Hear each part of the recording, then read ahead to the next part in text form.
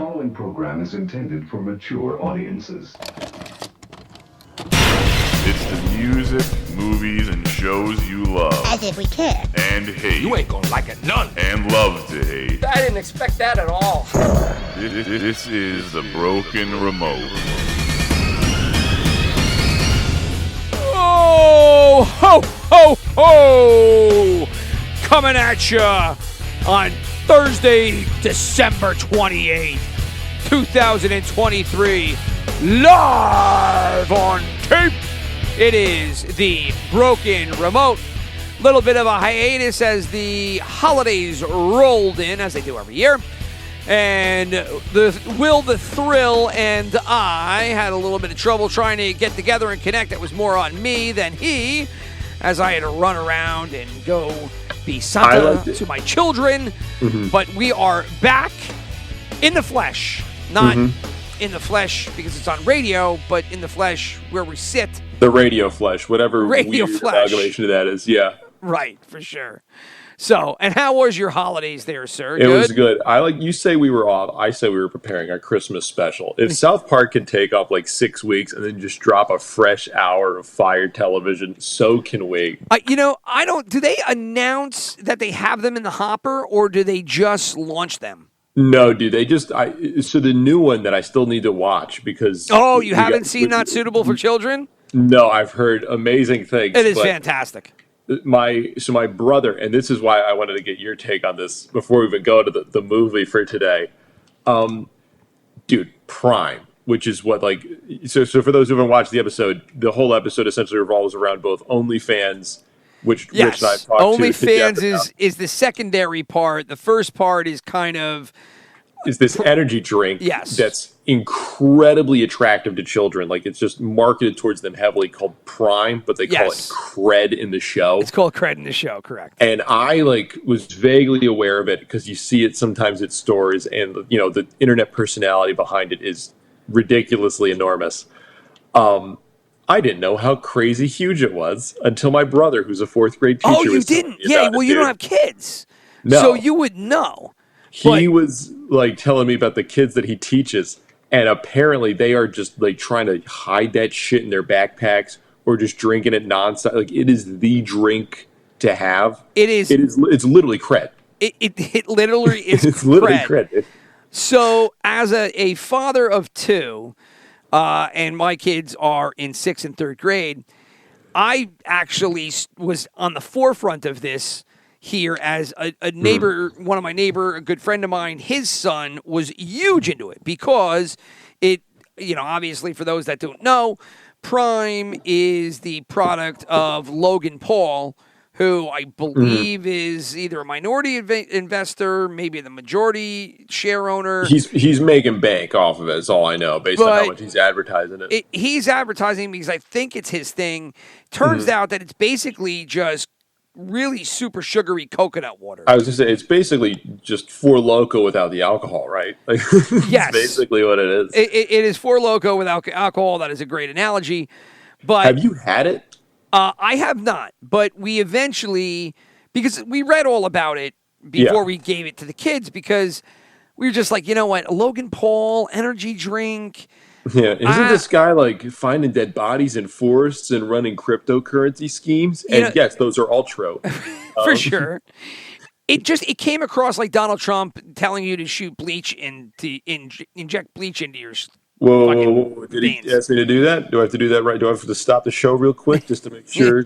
Which he did not do, but I just wanted to do some kind of funny analogy there. And I kind of delivered it like shit to begin with. So no, he told me to take fish tank cleaner. That was the one, right? That everyone was freaking out about. I mean, whatever. It's your Joe Public on the block telling you to do something medical. That's my thoughts of Logan Paul giving me an energy drink. And well, no, he's a doctor, right? Everyone knows Logan Paul, Dr. Paul, I believe he's known as. Yeah, it's pretty amazing. So anyway, and we finally were like, look, here, you can try it once so that you can tell everybody you tried it. And sure enough, they drank it. They didn't drink it. They hated it. And the whole thing just sat there. And eventually I dumped it down the sink. So okay. the cred, which is actually Prime, did not do well in the Eggy household. At No. least when we tried to give it away. Prime doesn't have a lot of cred. It is everywhere. They stock it at the Krausers down the block because the kids go in and buy it. Mm-hmm. It is like $5 a bottle. It's just insane because you never thought that some sports energy drink would go viral. No. It's Gatorade, right? I mean, it's just a shitty Gatorade. It's just shitty Gatorade, yeah. And it's fucking gone viral. Hey, throw in your Christmas toys of years past. So you want to really go back, but your Hatchimals to your Teddy Ruxpins to Garbage Pails Kids to Owlies. Dude, my pet Shopkins. rock is the most valuable thing I own. How dare you say anything about it? Sorry, brother. But regardless, it was in the same vein as those. You couldn't get your hands on the shit. So that was one of the two primary Lampoon items in the most recent South Park episode. The other then being OnlyFans, which was done phenomenally. I need to watch that episode, dude. I'm so fucking behind on that shit. I can't believe you didn't watch it. Yeah, it was super funny. I actually sent it to we were looking stuff up. We were looking up like stuff to watch. We saw it came out. And I got like the general gist of it, and I immediately just went, "Hell yeah!" Because I've heard about Prime before, and then my brother was just giving us his take because he has all these. Once again, there's like a sea of fourth graders like, "Yo, Mr. O, do you drink fucking cred every day?" Hold on one second. There we go. So here is. I didn't mean to cut you off. I was trying to actually pause this and get this ready to play. But this is the very beginning of the episode where there's a kid who doesn't have Prime, can't get his hands on Prime. What a fucking loser, dude. Basically, right? And so he's lying about it. And Cartman is trying to start basically the cred fraternity that is the real cred fraternity, not all these posers. Not these fucking losers just coming in here taking my fucking cred. Losers. And so the one kid goes home and he's just watching a YouTube, it's YouTube, which is basically Logan Paul, but here it's spoofed. So let me fire this up real quick. Hold on. Here you go. The most important thing is just to be yourself. When I feel like I can't be myself, that's when I need a hydration drink that'll pick me up. That's when I need cred. It's the coolest sports drink in the world. Cred is 100% sugar-free. Cred has electrolytes so you can ride your bike. And also Cred has more vitamin A than your body could possibly ever use. I can't feel my face. Drink Cred or you're a piece of shit. Drink cred at your school today. Not intended for children. Smash that like button. The most important thing is just to be yourself. When I feel like I can't be myself, that's when I need a hydration drink that'll pick me up. That's when I need cred. So then they're just playing the whole thing again. So, it's the whole thing, yeah. Anyway, but you're a piece of shit. You're a piece of shit. Which I think I might grab that one. You're a piece of shit. That's a great, yeah. Have that as a drop. But anyway, so that was very early on, and then they just build off that. Stan's dad ends up being infatuated with OnlyFans. Yeah. He gets into an OnlyFans off with his wife, which is awesome. I mean, we've talked about it, dude. If I could just jump off this train of working all day, dude. There's a girl that pretends to be a dog. She was an optometrist. She makes $100K a month. Yeah. Fuck me. There is neighbors, same ones that I was talking about that had the kid that was really into Prime. I don't know if he has an aunt or somebody's aunt or a second cousin, but they had somebody, OnlyFans, they just did foot shit. Just showing off their feet. That's huge, dude. That's huge. I just don't. Of all the fetishes, that one's like just fucking torn off, and I don't get it. It's unbelievable. But I forget what she was making, but she was making good coin showing off her feet. Like, not even doing porn, just doing OnlyFans feet. Which is just like, honestly, fucking God bless her. I'm like super impressed. Well, obviously, when you hear about these things, if it was my daughter, I would lose my mind. Just to be clear, but from afar, I can also go, "Damn girl, get it."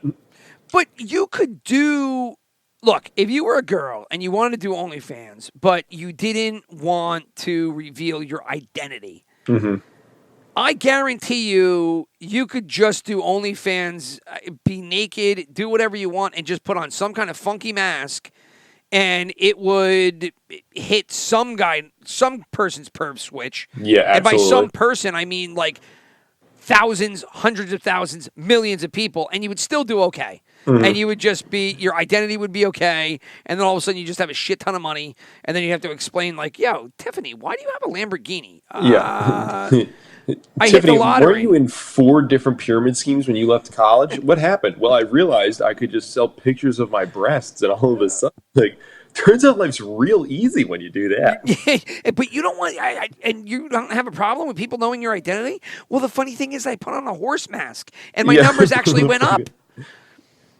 I was gonna. My numbers going up. I was gonna laugh at that, but the problem is like that genuinely upsets me, and I really think that's true. And now I'm just like, oh man. Well, the beauty of the episode is that Stan does the next logical thing, which is, I'm a dude. There's a fetish out there for me. I can do this, and so Oh shit. his whole life's mission is to basically run his own OnlyFans, and he's naked the entire episode.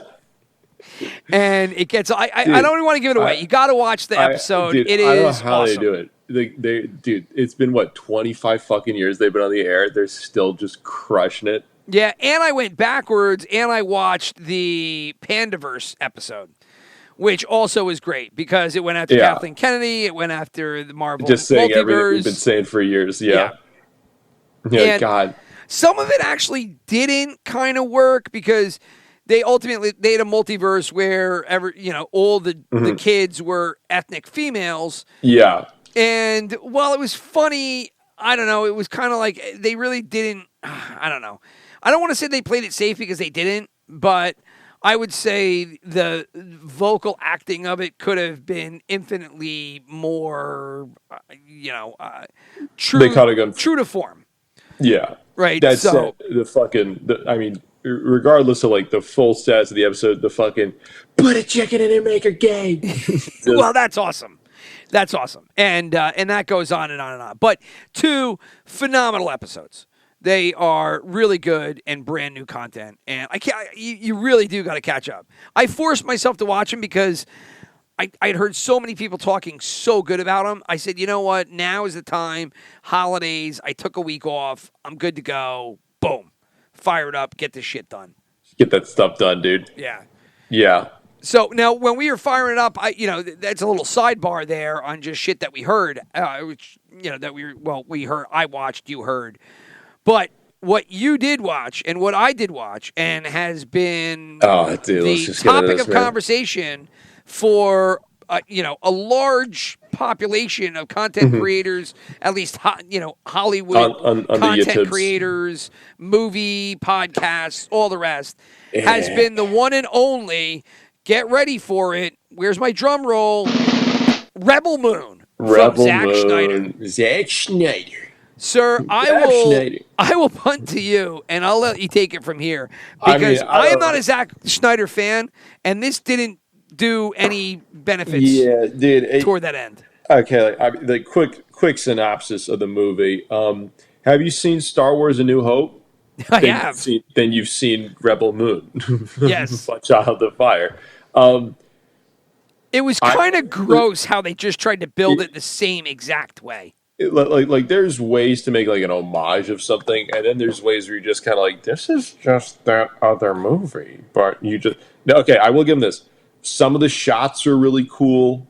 He clearly was going for like a Lord of the Rings thing, I thought, at a couple points with like some of the set design. Yeah, that sure. was cool. It was weird how many actors I recognized in the movie. I was like, damn, okay, cool. I like this guy. Dude, Jax Teller signed himself up for this one. Yeah. And he was like, but I want to speak Gaelic. And they were like, well, do we have Irishmen in the space universe? Well, we have Griffins, apparently, which is another thing.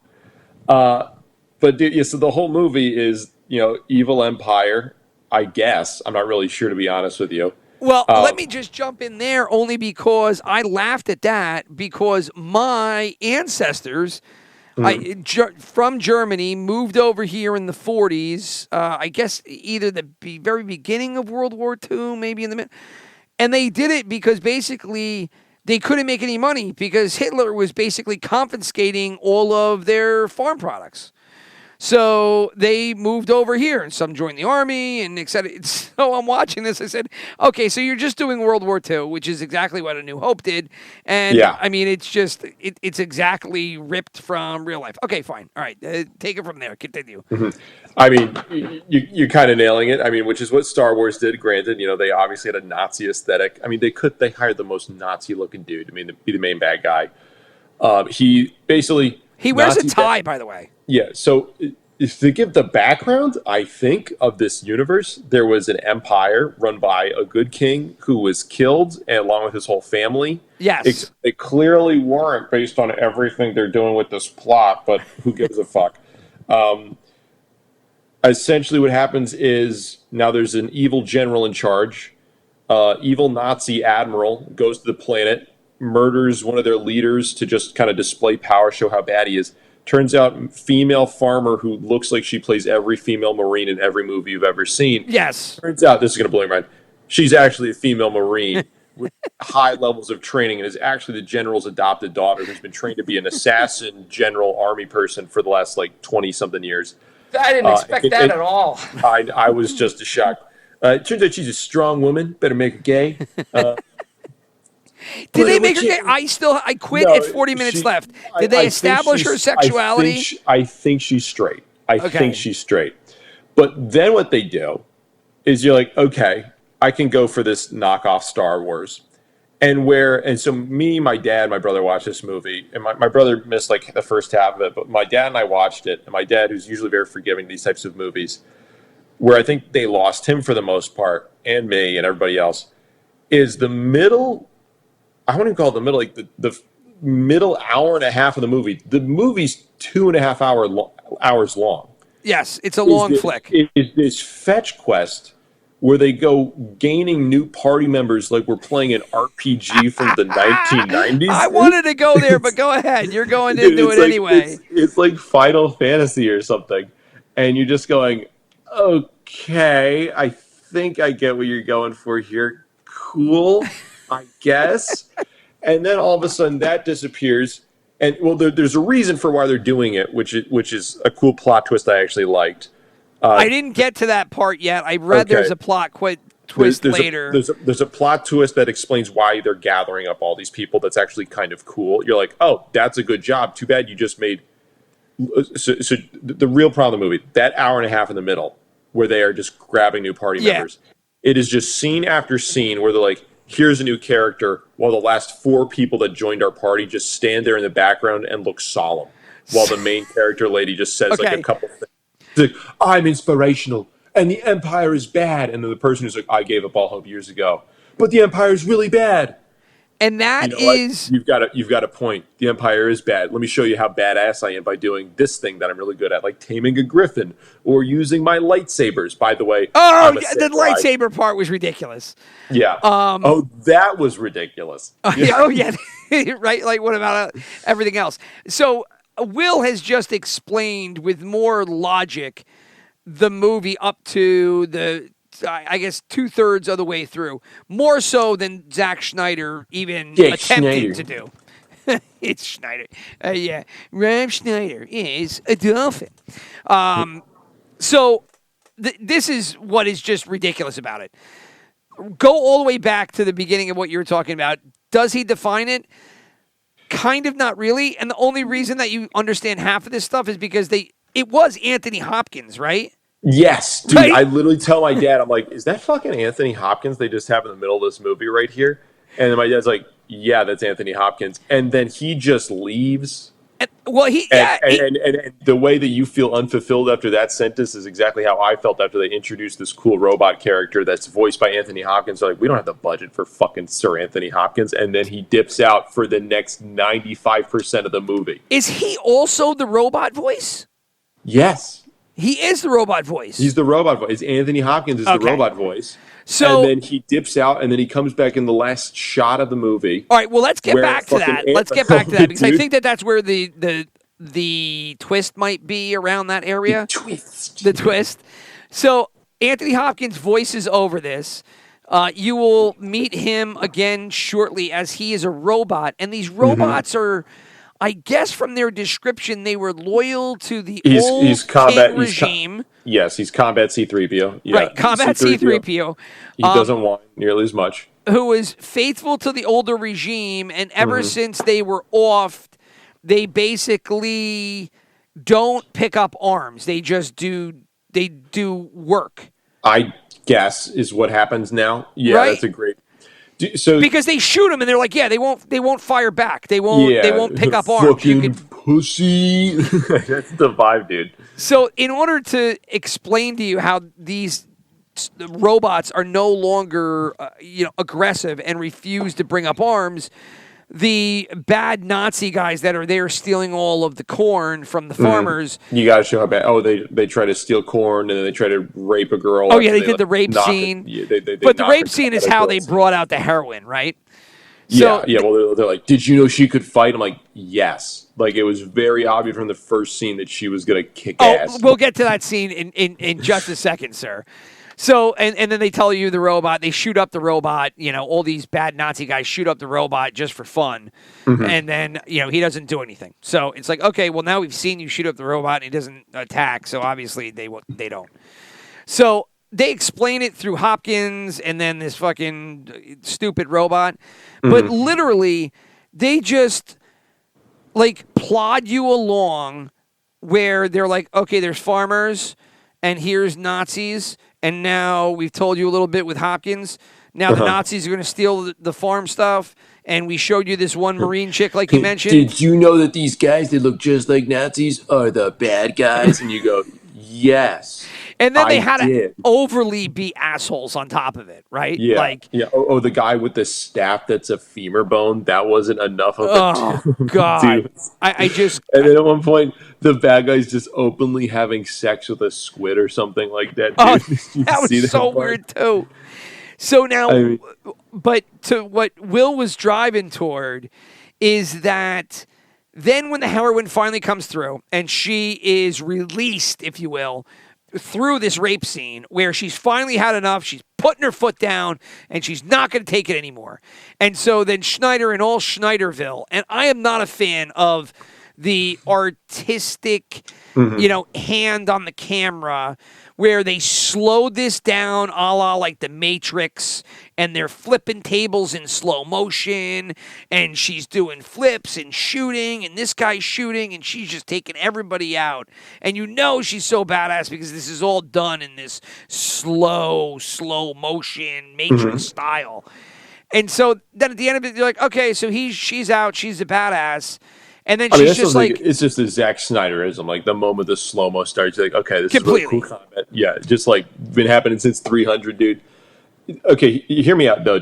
Well, but hold on. And then to launch... keep going, just to launch her under request, she's basically like, I'm going to go gather people across the universe... To save this farming village of 40.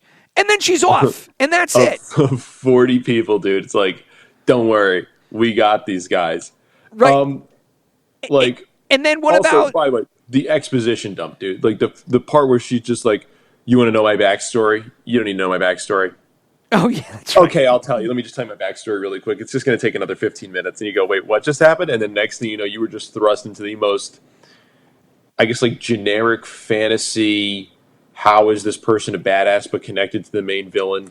And she's like, oh, let me tell you how exactly I'm connected to the main villain that I have seen in some time. It's like instead of letting that be a reveal later on that she knows the general or that he raised her, they did with the Darth Vader thing, which maybe has been to a point. They're like, no, we have to have this, in the first 20 minutes, that could be twist needs to be out of here. Well, oddly enough, the problem I have with this whole thing in the kickoff, number one, it's sci-fi.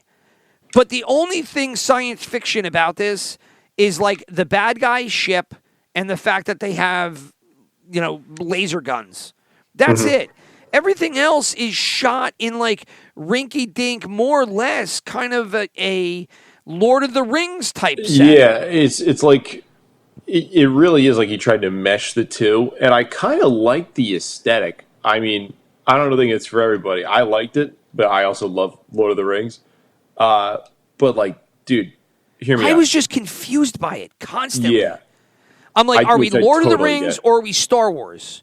Because if we're Star Wars, where's all the goddamn technology? Because I see none of it.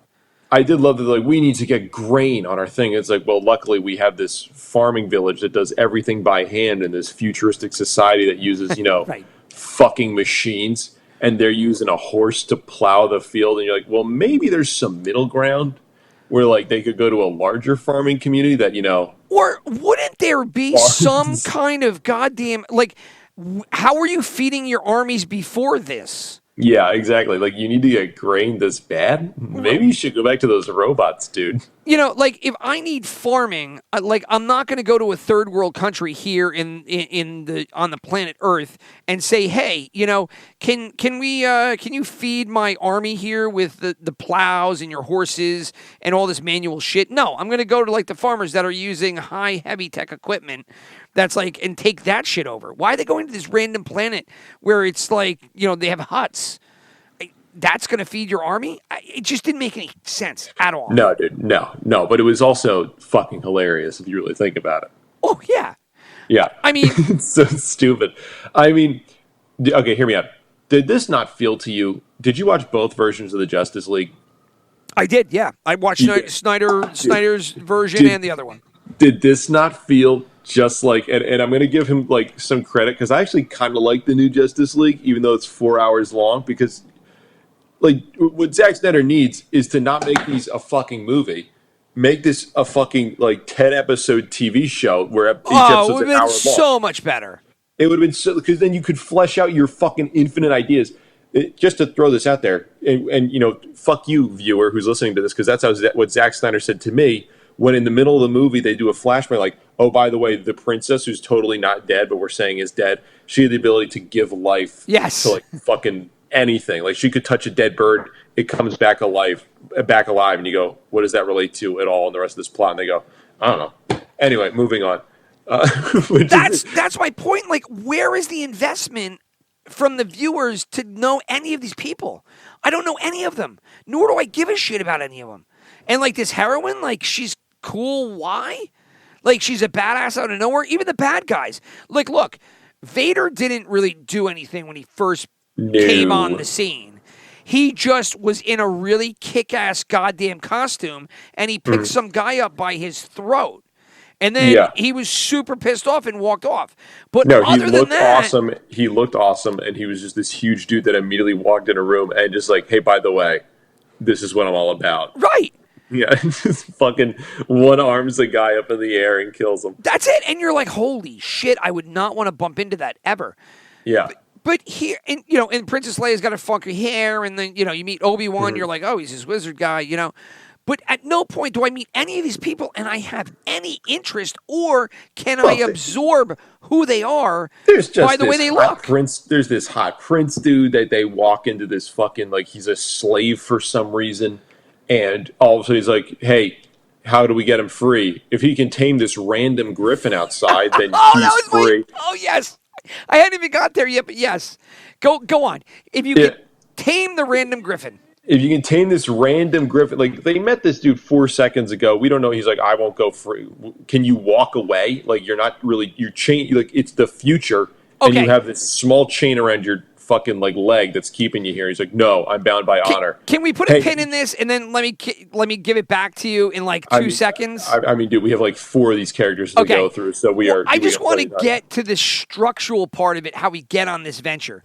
So they introduce the heroine because of this rape scene, and then she comes out and she finally, she blossoms before your eyes. Yeah. I was going to say, by the way, guys, you totally didn't see this coming, but I'm a badass. Right. So now you know she's a badass. And then she's like, I'm going to go out and I'm going to comb through the galaxy for other badasses, and we're going to take out these bad guys. Like, Dude, when she beat up all those guys, I was like, no way. Like, how You're a badass. small is this universe that nobody else is doing this? Like, why is it the farm girl that is like, I'm going to pick up arms and go ahead and do this myself? So you say to yourself, well, how is she going to find other badasses? Well, I forget how she went to the first place, but when she goes to the first place, Jax Teller pops out of nowhere with his, Celtic, well, Hey, it's not Celtic. What do you think you're doing here? Go and make sure we save the galaxy. It's not even that. That's Scottish.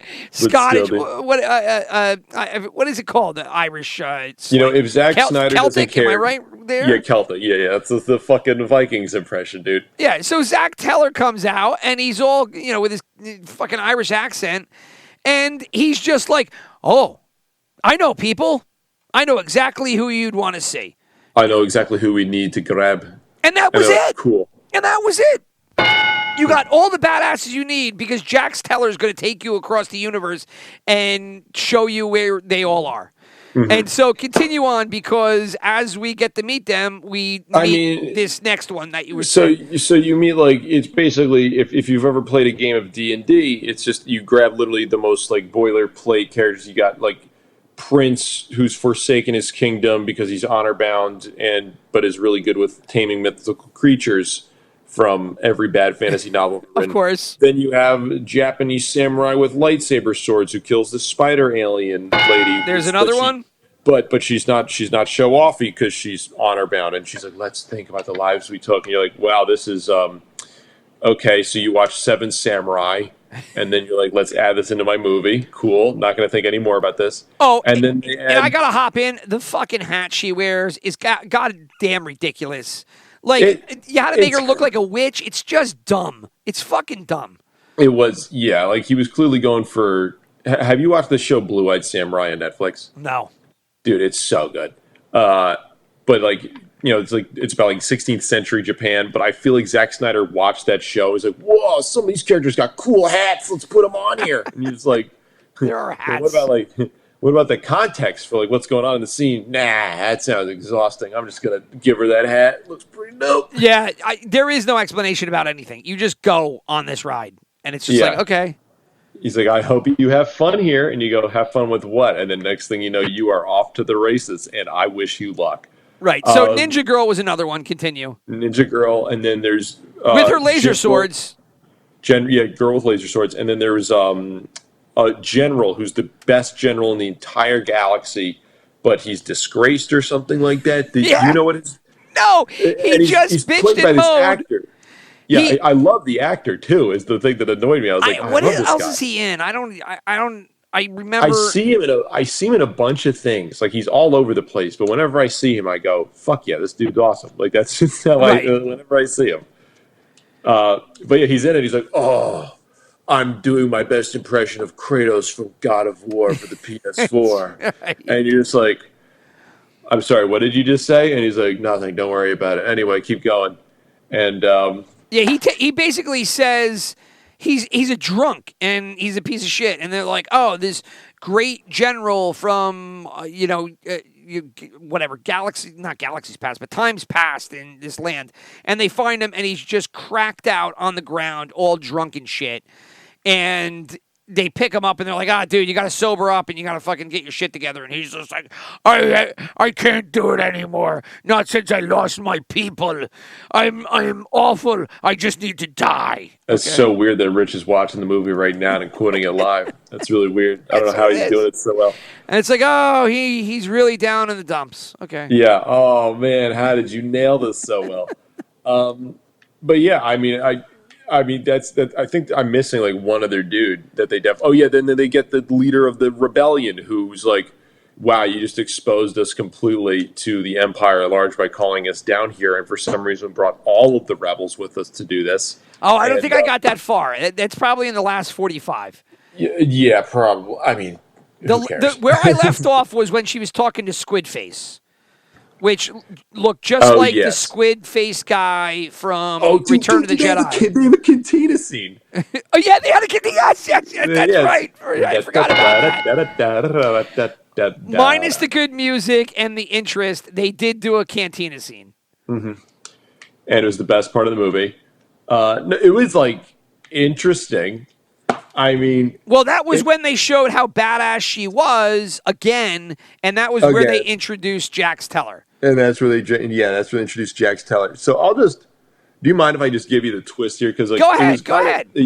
So the twist is they're amassing this last group, and he's like, hey, before we go, Jax Teller, who's basically discount Han Solo, he's like, hey, before we go stop the Empire, I got to make one stop to stop like my thieving ways here. And you're like, he kept talking about that. He was like, we got to stop by somewhere on the way. Mm-hmm. Yeah. So like, you're like, okay, this is where obviously like, he's going to get betrayed or something like that. And then, or something's going to go wrong. And that's where the final fight scene is going to occur. So what it turns out is Jax Teller's a bad guy. And what he's doing, he's like, I'm a bounty hunter, you fucking idiots. And all I was doing was basically like appealing to all of your senses of generosity and wanting revenge to pretend we're getting this rebellion group so I could organize all you motherfuckers and bring you right to the bad guy. And bring him to the bad guy. And you're like, so you see that scene and you, like, I went, oh, wait, that almost forgives how badly written those last like 8 scenes were. Okay, that's actually kind of cool because you just totally reworked the context of why the fuck he was grabbing these random people. He's just getting a higher payday. Right. And then... all right, continue, and then I want to interject. Yeah, go ahead. Yeah.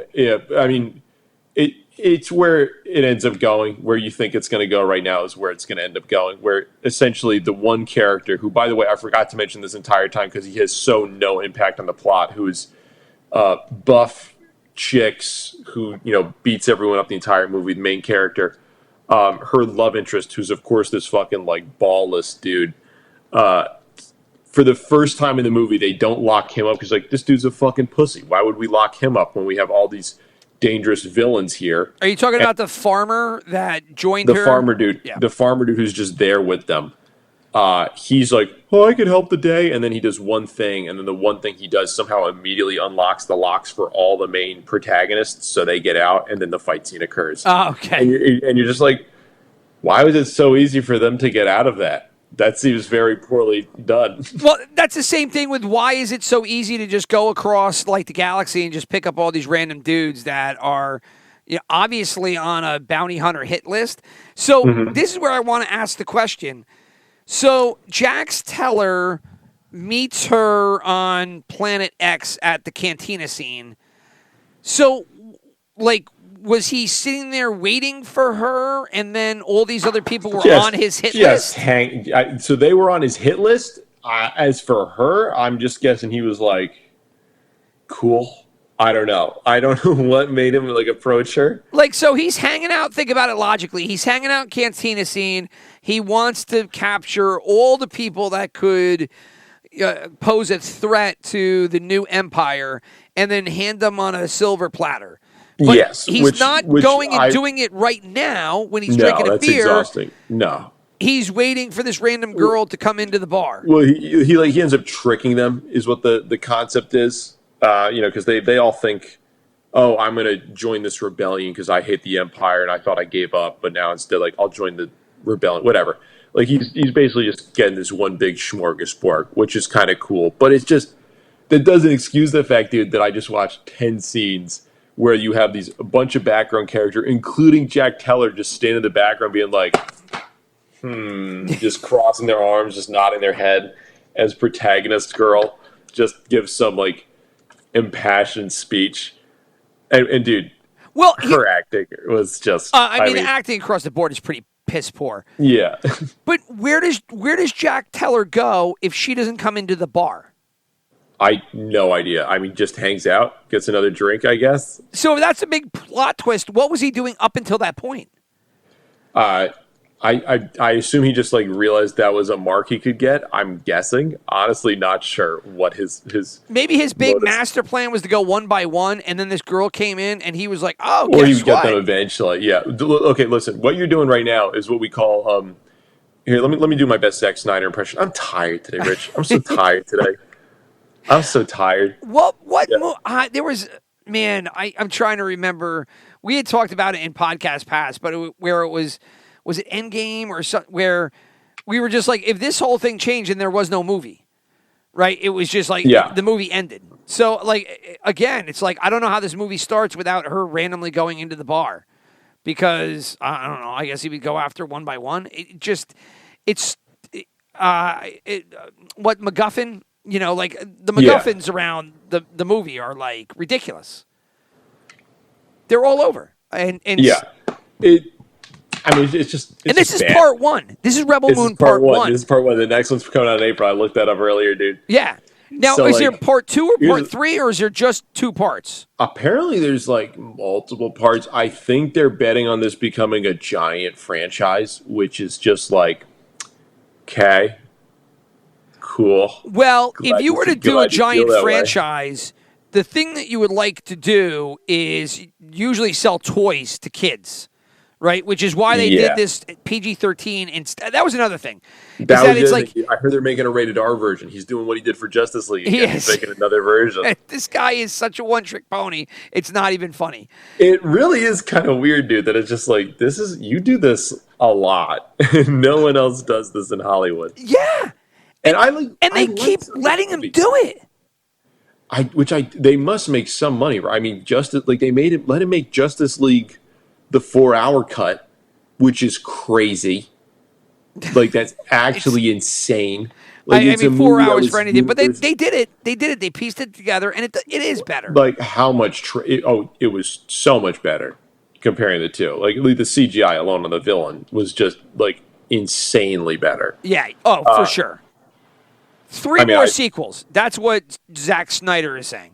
3 more sequels. 3 more. So there's going to be Rebel Moon 4, and that's going to be the end of it. What is a Child of Fire? I don't know. We know what No, I don't. We know what A New Hope is. We get it. So a Child of Fire, I guess, would be her. She rises from the ashes because they killed her family and all that other shit. Yeah, she's a badass. Don't forget it. Director's cut, close to an hour of extra content. That's insane. Like, what did you dude? Like, why did they make it? I mean, this movie could have been a season, dude. The director's cut is a settled-in deep dive, which I've notoriously done throughout my career. Okay, well, at least he's aware of it. I guess that makes it better. I think. Does it? But then the question becomes, how talented are you really if you can't do anything other than your cuts, than your director cuts? Here's my response to that. How much money do they pay him to keep doing that? I mean, he keeps getting the work in. Like, he must know something or have some blackmail on somebody. Nobody has a problem writing this guy a check, right? No. It makes no sense to me. He feels like the charity case, the Hollywood charity case, where, I don't know, he grew up with all these big-time Hollywood executives' kids, and they're just like, God, Zach was such a nice fucking kid, and if we could just get him going, I know he's got it in him, just let him do the movie. Just give him a big fucking paycheck. He made $300. I thought Man of Steel was okay. It was barely okay. Batman v Superman was... If you're crossfaded, Batman v Superman is a much better movie. If you're high, it probably is. Yeah, that's exactly high and drunk. Yep. Yeah. Let's see what his net worth is. He's got to be rolling in it. I have to imagine, dude. He's apparently good friends with Christopher Nolan and shit. Like, dude's got to be doing okay. I just don't get it. I don't get it. Like, apparently he offered this, because this was originally a Star Wars idea. And then they said no. Right? Yeah, it was a Star Wars idea. And then Disney said, no, thank you. And then Netflix was like, fuck it. Yeah, rework it. And then he was like, got it. Barely rework it. And then give it back to you guys and make a movie that's like $200 million. Cool. I thought I had read that it was a Star Wars pitch originally. And after watching it, look, Disney sucks. And Kathleen Kennedy does suck, which is articulated so well in the South Park Pandaverse episode. And we're back. Yeah. However, they did a solid here by passing on whatever project this was supposed to be. I feel like it could have been fun as a show, but We'll try to shoehorn it into. It's literally try to shoehorn it into Justice the League. Star Wars universe. Yeah, it's little, but dude, it's literally what happened with Justice League. Like the first part. Now, granted, maybe there was time constraints or something, but the first Justice League, it's like here's 7 characters. Learn their personalities in 5 minutes in a scene where no one interacts, and then we're going to force them to interact in this one scene, and then bad guy appears. And you're like, there's a bad guy too, and you want me to learn these 7 other characters? Jesus. Now, going back to a point you made earlier, well, hold on. Before we do that, if you were to do this in the Star Wars universe, because we talk about Star Wars quite a bit, you would basically, all of the bad guys that came down for the harvest would be stormtroopers. Right? And Absolutely. There would be some kind of new injected bad guy, there, like a some general, like some a Thrawn character or something. Some young Thrawn, some young Empire general. Right. And so then the girl From would the just First be Order. girl would just be a chick. She'd be like a Han Solo, but a girl. Yeah. Right. And then who I assume would not be force sensitive. She would just be like some highly trained warrior. I guess. Yeah, exactly. No, because you know that the Jedi is the Asian girl who has the kung fu skills because she has the 2 laser swords. That's what it's all about. So she has the laser swords. So they eventually come across a Jedi who helps them along the way, right? And then the leader or the general, that could be like a Wookiee or something, like a down on his luck Wookiee. But if you do it, it's still boring as shit. It's not better. It's not better. No. Because as soon as you do it in a Star Wars universe, you're like, okay, well, this is kind of every fucking Star Wars movie that there's been. And then what are they fighting against? They're just fighting against the fucking, Thrawn and the bad guys who want to steal their corn. Steal their corn. I mean, when you really simplify it that way, it really does not seem like as fun of a movie, does it? No. This whole thing is over corn. They want fucking corn, and the farmers don't want to give up their corn. It seems like you have some nice corn there. Would be quite a problem if you were to lose it. Right. Well, if you want to do it like a Tarkin voice. Yeah, you kill people over corn? Oh, most interesting. I find your lack of corn disturbing. And look, we're making the movie. I love putting in more thought than they do. You want to go back to stupid scenes? How about the whole scene where the Empire comes to steal the corn, and the old man who is like Papa Smurf is like, look, we don't have enough corn. We're glad you guys came. We would help you out if we could, but look, we just don't make enough corn. And then it was like Brainy Smurf, who ends up being, I guess, the love interest of the chick, the female Han Solo.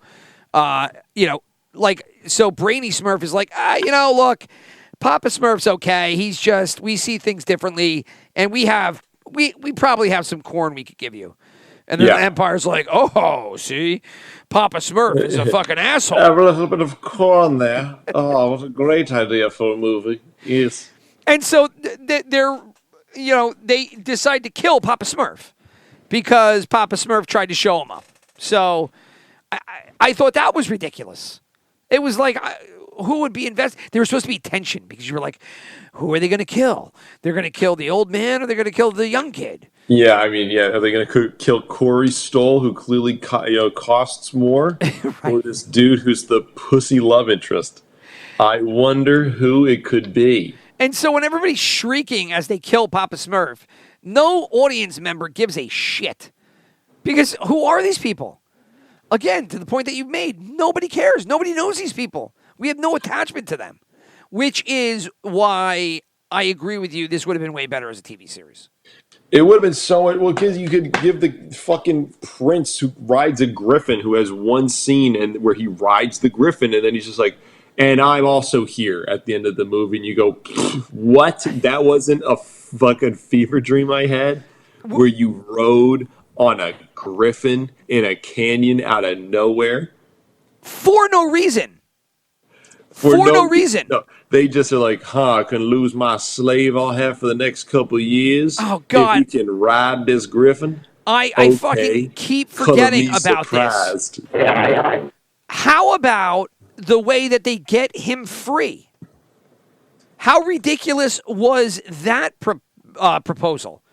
Which was the prince was an indentured servant for... Also, he's a prince. We haven't even really mentioned that part yet, somehow. Was he a prince? I don't know. We're just calling him prince. Maybe he was a prince. I don't even know. He's literally a prince. Like, it's literally, dude, it's like the most textbook fantasy thing you could ever think of. And you're just like, oh, this is exactly what happened. It's what you drew, or what I drew, on the corners of my notebook when I was, like, coming up with fantasy characters when I was, 5 years old. I was like, hey, this guy, he's a slave. But in reality, he's a prince. Because of course he is. And the prince is an indentured servant for reasons What's his backstory? Bet it would be really cool to figure that out in, like, I don't know, a TV show. But, what do I know? So they come in, and the slave owner is basically like, look, if you want to throw me $20 million, I'll let the prince go. That's a fair deal for me. And they're like, $20 million? $20 million? We don't have $20 million. And he's like, oh, well, okay. Well, that's the end of that. And so at one point, then he turns his head and he kind of cocks his eye with the rock eyebrow. And he was like, but I do like to gamble. And it was like, okay, hold on. So you're not going to get your $20 million, but you're such a gambling addict that you're willing to throw out something else. And here's his proposal. If said prince can, narfle the Gothar or whatever, wrestle the griffin and make him fly, he's good. You can have him. I'll ride the griffin, and you can take the prince. But if the prince doesn't get the fucking griffin to fly, all 4 of you are now my slaves. That was the proposal. Yeah. That was the gamble. And they're like, can you do it? Yes. Cool. We'll take that on faith. They didn't even try to come back and propose something. Well, how about 2 of us? All 4 of us is a little aggressive. How about you can have 1 more person as an indentured slave? Like, some kind of drop. They were just like, yeah, this sounds good. We need him. So, like, wouldn't you just be like, peace out? Fucking, we don't need the prince. Like, why do I want to become an indentured servant? Like, we need him that bad? They don't explain to you why they need these people. I mean, they need him for the movie. It's just like he's just cool dude. Did you not see how cool he was when he rode that fucking griffin? He said he could do it. What am I supposed to do? Not believe him? He was like, he looked like a wrestler. He was all covered in oil, baby oil. It was like glistening in the sun. My dad mentioned that. And my dad was just like, this is an interesting movie where they're just like covering this dude in oil, and we're supposed to go, yep. It was so ridiculous. All right. He was just covered in oil, looking like slash wrestler slash like one of those like women novelization covers, the women romance novels where the cover is just some strapping, sweaty man. And that was this fucking prince.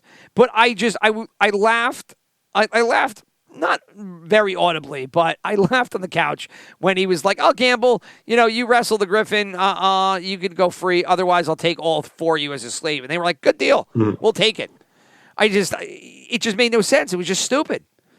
Nor like, what would he, he gains 4 slaves, which is great for him.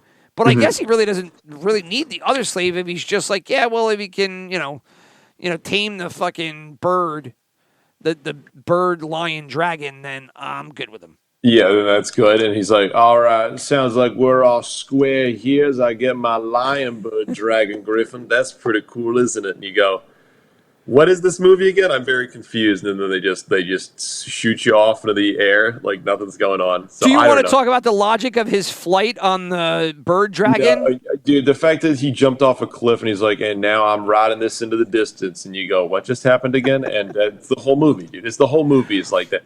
There's a spider human who kidnapped a child. Oh my God, and there's a fight scene with lightsabers.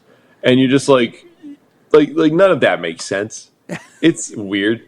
I don't get it. They have a scene about a Coliseum. Is it in the Coliseum? Do you see him really fight? Not really, which is kind of a waste because I would have loved to see that. But here we are. We don't get what I want. Can you explain to me why the bird dragon was flying into the walls randomly? Was he drunk? I think he was trying to knock it. I think he was trying to knock him off. Was the idea? I guess so. I think, but once again, I'm not Zach Snyder, and I don't even think he knows what the fuck he was trying to do there. I think he thought it would look. I really think that most of what Zack Snyder does is like, this would be so fucking cool if I made it this way. And then he does. And he did. And so the bird wants to get, if that's the reason, the bird wants to get rid of the guy. It was just so abrupt because I thought the bird was kind of riding with him and he was cool with it. And then the bird just drunk drives into the walls of the ravine. And all of a sudden he throws the guy off, and it's like, okay, well, obviously he's going to do something because, he's got to tame this fucking griffin. And he runs just as fast as the griffin flies. I don't know how that is. Yep. And then he basically does. It was recovering. It was. It had a little bit of. It bumped into that wall there, dude. It had to recover a little bit. Right. It slowed him down, I guess. I'm stupid, me. I just don't understand the logic, and I should because it's there. You're not. Yeah, Zack Snyder's just smarter than us, dude.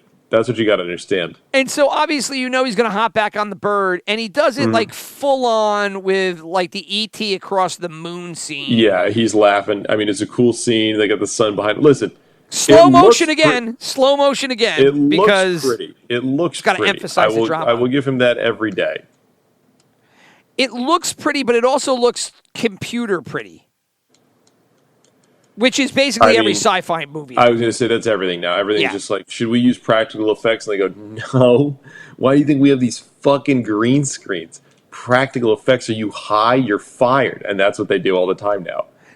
Do you think that if they did practical effects and they just kept everything smaller, because look, they did it with the goddamn first Star Wars trilogy. Jabba the Hutt was a goddamn fucking prop. Like, do you think if they did it that way and just didn't make things on a grander scale, it would be monetarily that much more money? I guess. I don't know. I mean, listen, I watched the movie. If they were looking for it, they won. I mean, I'm sure they're making money off of this one just based on views alone, or however Netflix business model that doesn't make any sense to me, but somehow they're still killing it. Don't look at me because I haven't understood it since the beginning. So yeah, dude. I mean, will I watch the second one? Yes, because I'm a masochist and I need to see where the fuck this goes, and so we can talk about it here on the Broken Remote podcast. But dude, I don't fucking know what they're gonna do with this shit. It's I'm kind of curious where it's going to go. I mean, maybe they'll actually expand on the characters. Maybe I'll watch the hour-long extra one because I'm also an idiot and I'll just watch content that he's already made and just hasn't finished properly. But doesn't it just send your hopes farther and farther into the distance for like solid quality science fiction, much-less movies in general? I haven't had that. I haven't had hope in a long time. What are you talking about? Yeah. Well, I don't you hear about these projects. When I heard about Rebel Moon and I first saw the trailer, I was like, I don't know. I don't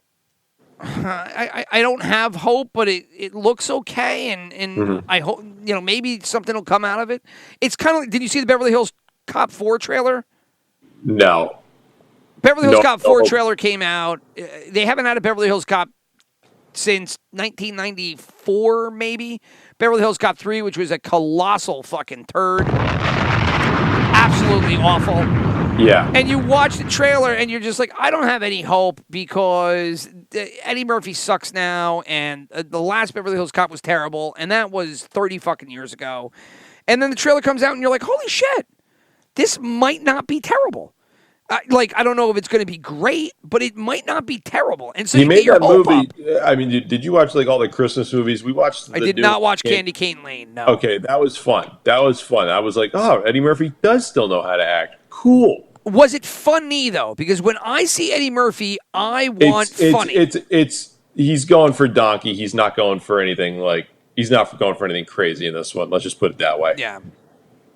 I mean, I don't, again, if you watch the first Beverly Hills Cop, that was basically the closest to the Eddie Murphy stand-up persona you were going to get. It was like The Rock when he was in the WWE.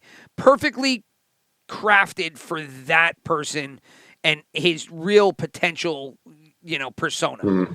It was like, Eddie Murphy in fucking Beverly Hills Cop, The Rock in WWE, insert whichever, actor or personality and whatever property made them great.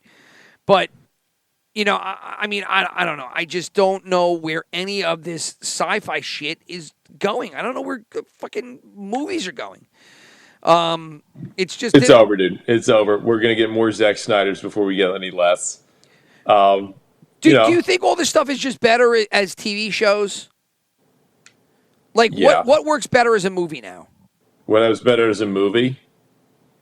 I mean, you can make a good one, but you're not going to. Not with this, kind of nonsense that you're getting left, right, and center.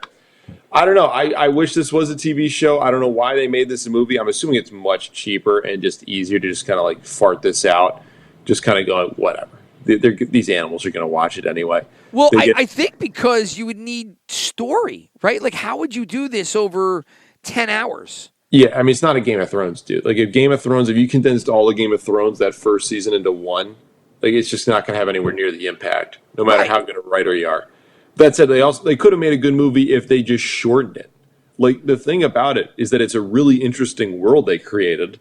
Like, I'm actually like, if there was like a book or something, I'd go, okay, this is interesting. You got some stuff going on here. Because here's the thing.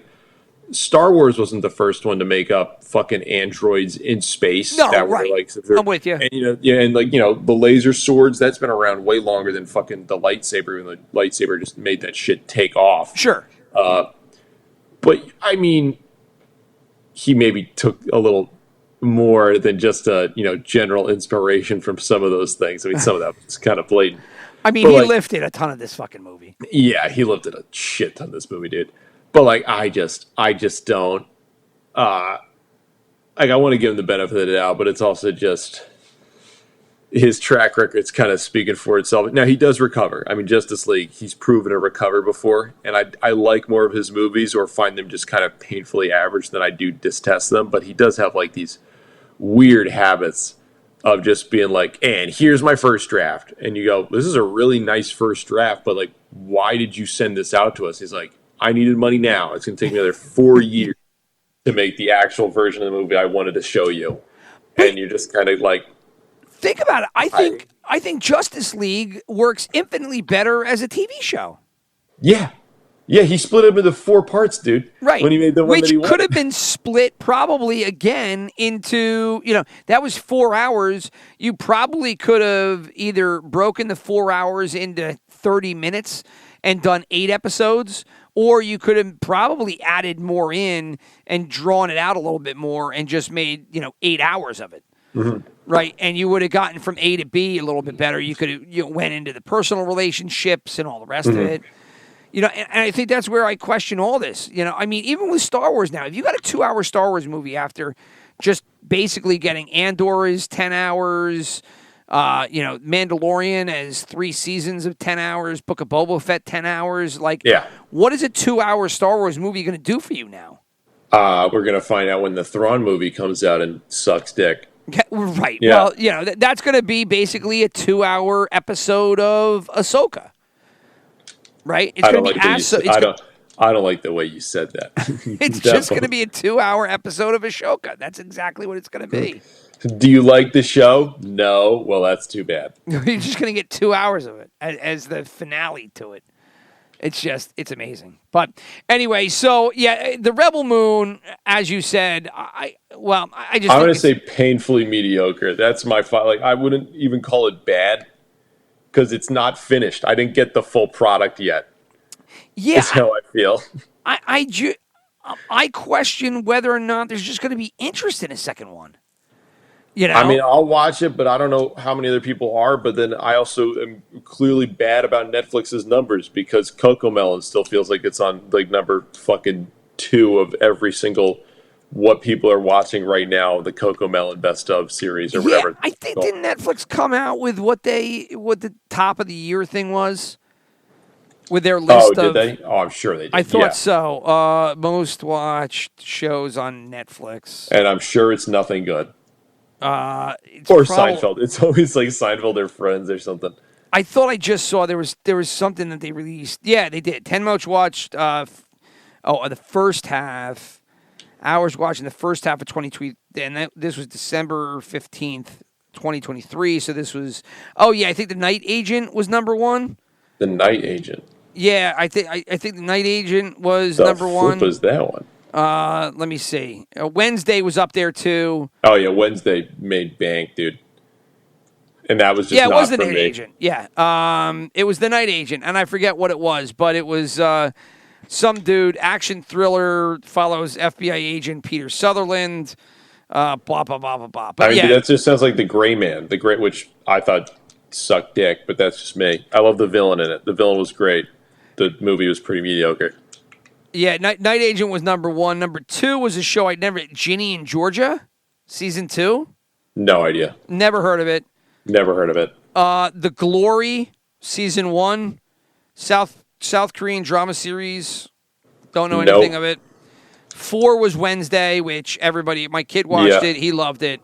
And that was Jenna Ortega. Jenna Ortega is taken off into the stratosphere. She's not the new Snow White, is she? No, it's that Rachel Zegler lady that everyone hates now. Jenna Ortega just came out in something else too, right? Was it Scream 6? I have no idea. I think she was, yeah, dude, I'm out of it. Actually, that makes sense. I think it was Scream 6. And then 5 was Queen Charlotte, a Bridgerton story. That just upsets me. 6 was that show You, which I've seen on. It's dude, girls love that show. Oh, is that a girl thing? It's a girl show. Yeah, it is 1,000,000,000% a girl show. Every girl you ever met in your life, that's their favorite show. 7 is something La Reina del Sur. I don't know what that is. No idea. I do know 8. 8 is Outer Banks. That's like cheesy teenage pop culture, popcorn bullshit. They have 3 seasons of that. And then 9 was Ginny in Georgia season 1. Remember, Ginny in Georgia season 2 was number 2 on this list. And then Fubar featuring Arnold Schwarzenegger was 10. So that's what people watched on Netflix. And you hear that and you kind of scratch your head, like, why am I paying for this? I mean, dude, it's like a reoccurring thing there. You're like, there's nothing on Netflix. Like, I think there's nothing to really watch. There's not any shows that I'm watching that I'm going, yeah, I got to check this shit out, dude. No, it's just fucking amazing. And then this Rebel Moon I watched, and there was another movie that just came on recently, Netflix, that I watched that I was just like, I don't know. Well, they had the Matt Rife thing. That was really popular on Netflix recently. Did you watch the Matt Rife special? No, I've heard different things about it. Like, I want to watch it. Turned it off. It was bad? I am a huge fan of his Instagram follow because I think his crowd work is him and Mark Norman's crowd work just blows me away. I was say it's like Andrew Santino. I don't think Andrew Santino is that good of a comic, honestly, but his fucking his crowd work is amazing. Yeah, I mean, for me, Norman and Rife, I follow all of this. I mean, people are getting really good at crowd work. Crowd work has now become basically like everybody's primary, attribute in comedy. It's like I have to do crowd work because I have to go to Instagram and post it for people to come to my shows.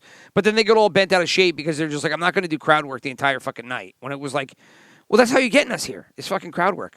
But the Matt Rife special came on. Me and my wife turned it on. We just turned it off. And it wasn't even my wife was like, look, I don't like this. I was sitting there and I'm just like, this sucks.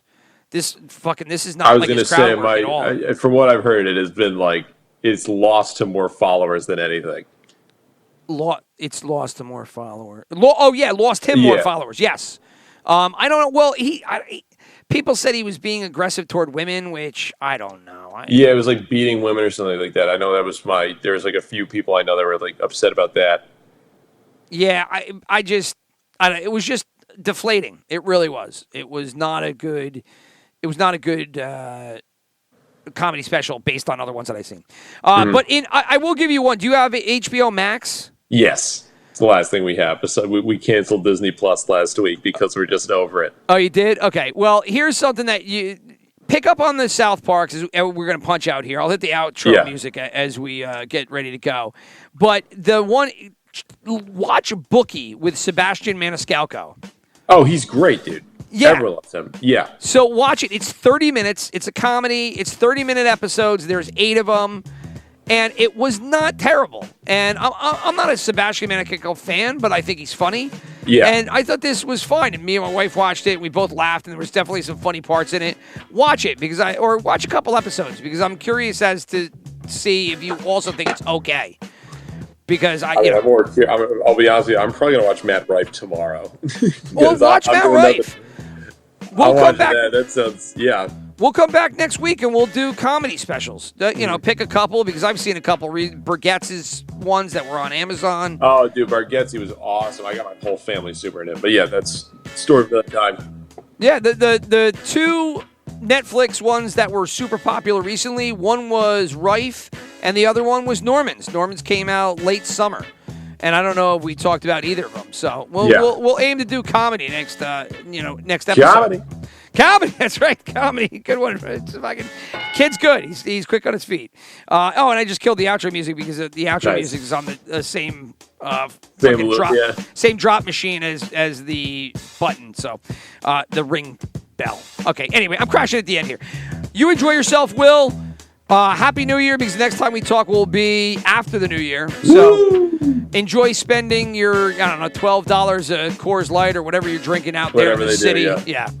And the $5,000 a month that you pay for your apartment. It's sewer water. Let's be honest. All right. All right, brother. I'll talk to you later. Everybody else, peace out.